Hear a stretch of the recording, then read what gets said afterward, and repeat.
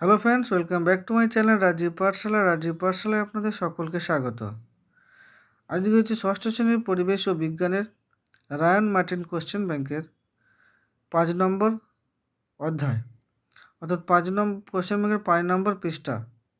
এটা হচ্ছে আমাদের Chittaranjan high school Purulia Chittaranjan high school, এই চ্যাপ্টারটা আজকে আলোচনা করব। এর মধ্যে সঠিক উত্তরটি নির্বাচন করো। 1 into 5, 5টা আছে। 1 নম্বর হচ্ছে ম্যালেরিয়া রোগের ঔষধ হলো মরফিন, কুইনাইন, গদ, রজন। ম্যালেরিয়া রোগের ঔষধ হচ্ছে কুইনাইন। 2 নম্বর প্রদত্ত কোনটি উভমুখী পরিবর্তন? দুধ থেকে দই প্রস্তুতি, লোহাকে গরম করা, লোহায় মরচে পড়া, রান্না করা। কোনটা উভমুখী পরিবর্তন? উভমুখী পরিবর্তন হবে অপশান বি, লোহাকে গরম করা। আবার লোহাটা যদি আগুন থেকে সরিয়ে নেওয়া যায় তাহলে আবার ঠান্ডা হয়ে যাবে। 3 নম্বর কোনটি মৌল নয়? তামা, কার্বন, সোনা, অ্যামোনিয়া। এখানে মৌল নয় হচ্ছে অ্যামোনিয়া, কারণ অ্যামোনিয়া হচ্ছে যৌগ, নাইট্রোজেন এবং হাইড্রোজেন দিয়ে তৈরি। 4 নম্বর জোয়ার ভাটা একটি পর্যাবৃত্ত, মনুষ্যসৃষ্ট, অপর্যাবৃত্ত, অনভিপ্রেত ঘটনা। জোয়ার ভাটা একটা নির্দিষ্ট সময় অন্তর অন্তর ঘটে।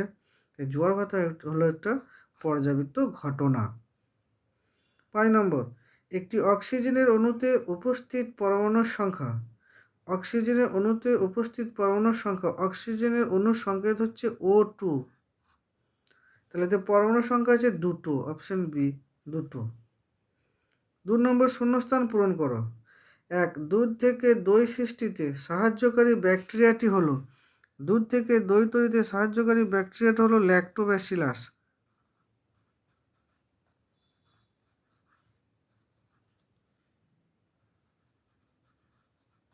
ল্যাক্টোব্যাসিলাস। 3 নম্বর মিথেনের সংকেত লেখো। মিথেনের সংকেত হচ্ছে CH4।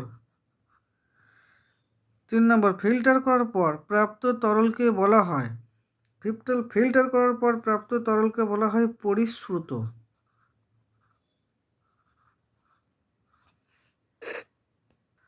4 নম্বর ভিটামিন ড্যাশ আমাদের চোখ ভালো রাখে। ভিটামিন এ আমাদের চোখ ভালো রাখে।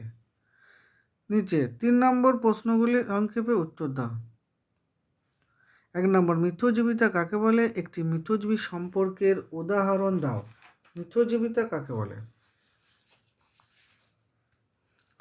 মিথজীবিতা হচ্ছে দুই বা তার বেশি জীব একে অপরের সাহায্য করে বেঁচে থাকে। কেউ কারোর ক্ষতি করে না, উভয়ের উপকার হয়। এই পদ্ধতিকে বা একে বলা হয় মিথজীবিতা। উদাহরণ সাগর কুসুম ও ক্লাউন মাছ। 2 নম্বর কাদাগুলা জল থেকে কাদা ও জল কিভাবে পৃথক করবে? এই পদ্ধতিটির নাম কি? তাহলে কাদাগুলা জল থেকে আমরা কিভাবে কাদা ও জলকে আলাদা করব?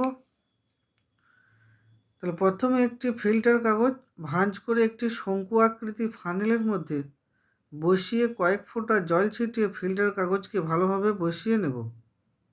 তারপর কাদাগোলা জলকে ফিল্টার কাগজের উপর ধীরে ধীরে ঢালা হলো।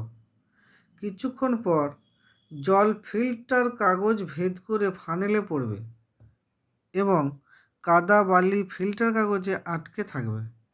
এইভাবে সমস্ত কাদা জলকে পৃথক করা যাবে। এবং এই যে পদ্ধতিটা পৃথক করলাম, এই পদ্ধতিটার নাম হচ্ছে ফিল্টার করা বা পরিস্রাবণ। ফিল্টার করা বা পরিস্রাবণ। 3 নম্বর পর্যাবৃত্ত ও অপর্যাবৃত্ত ঘটনা কাকে বলে? একটি করে উদাহরণ দাও। পর্যাবৃত্ত ঘটনা যে সমস্ত